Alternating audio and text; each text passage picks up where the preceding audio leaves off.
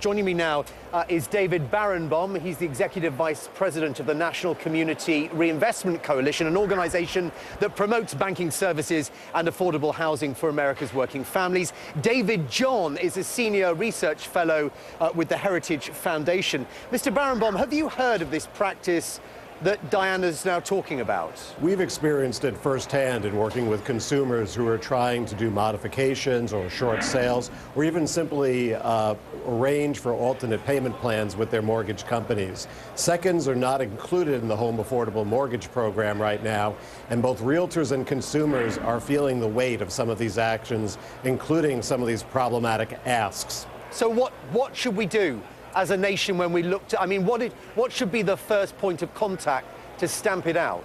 Absolutely. Consumers and realtors, professionals alike, should be contacting state attorney generals. They should be speaking with lawyers. They should be speaking with the Treasury Department and demanding accountability from these financial institutions. Right now, they're getting taxpayer benefits, but frankly, they're not following through on their commitment both to their shareholders and investors.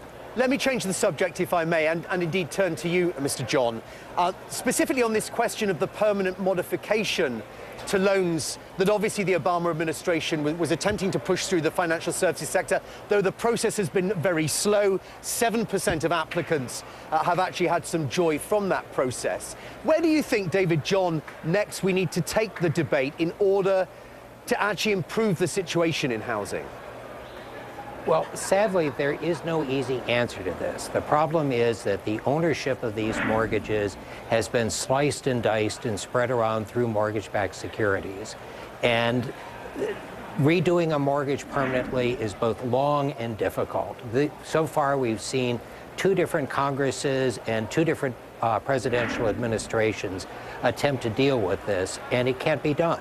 Sadly, we have a large number of people who have either reduced or no income at all, and they're not going to be able to afford a house regardless of whether there's a modification or not. So I'm afraid we're going to have to just go through this. David, is he right?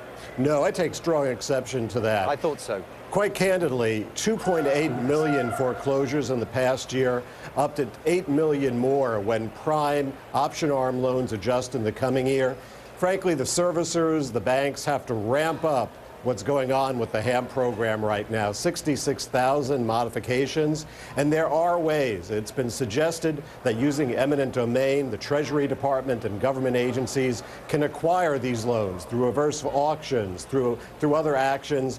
Simply modify the loans using the savings from market value right now, and then sell them back to responsible investors. David, briefly, if you would. David John?